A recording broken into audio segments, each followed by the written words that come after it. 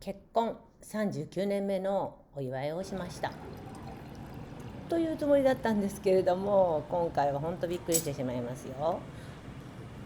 私はすっかり結婚記念日のお祝い気分でいました。この乾杯がお互い違うことに乾杯してるんですよ。私はアルコールが飲めないのですが、2人とも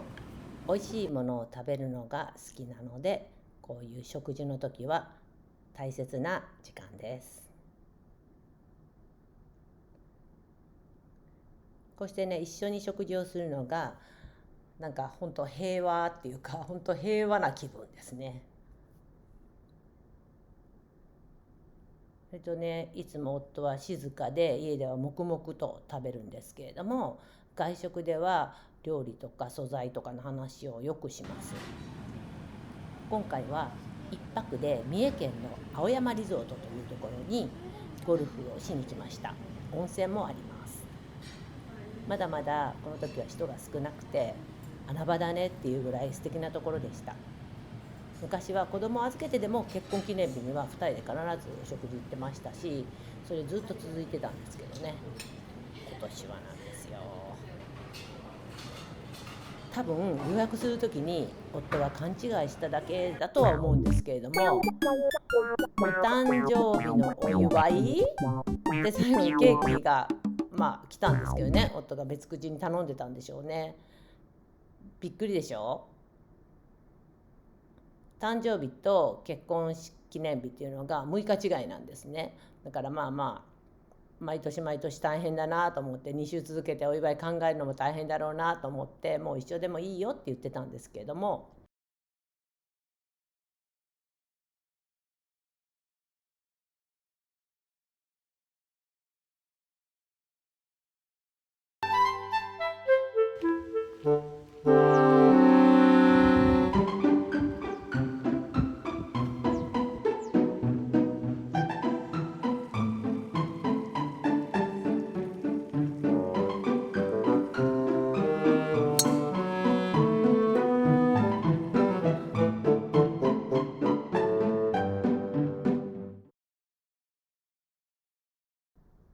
夕食はもちろんなんですけれども、どっちかと言ったら私朝食が本当好きなんですよ。朝食が楽しみで朝起きてるみたいなところもあって、特にね、こうして外でおしゃれな朝食食べるのは気持ちがとても盛り上がります。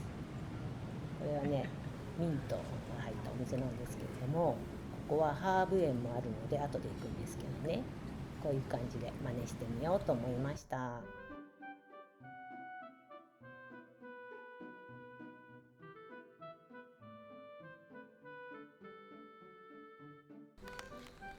結婚についてちょっと今日はね、考えてみたことをお話ししようと思います。やっぱりね、うまくいくためにはお互いがどっか尊重し合えるところがないと難しいなと思います。一方がね、頼るだけで言ってたら、やはりちょっと重い方は崩れてしまうんじゃないかなと思いますね。なんかこれをしてあげたら損とか得とかそういうのではなくって、経済的にもね、どちらかが稼ぐからとかそういうのじゃなくって、やっぱり生きてきた上にお互い必要だという、そういう関係なんですね。やっぱりどっか魅力的でないといけないと思うんですよ。ある意味ね、ちょっと身なりとかでも気を抜きすぎないっていうのも大切かなと思います。日本の女性はね、もうやっぱり離婚すると経済的に不利なところがあるから離婚できないっていう人もいますよね。だからといって何かの時のためにってへそくりしたり、なんかお小遣い制というのも違うような気がするんですよね。信頼してるっていう面でも、金の切れ目が縁の切れ目って寂しいと思いませんか？愛情を口に出さないっていう日本人と、口だけで本心が伴わないアメリカ人っているかなと思います。言葉に出すように夫にはいつも言ってるんですけれども、性格を変えるっていうのは無理ですからね。ムカッとくる時はもう黙ってしたいことをしてます。そして、次の日に持ち越さないで、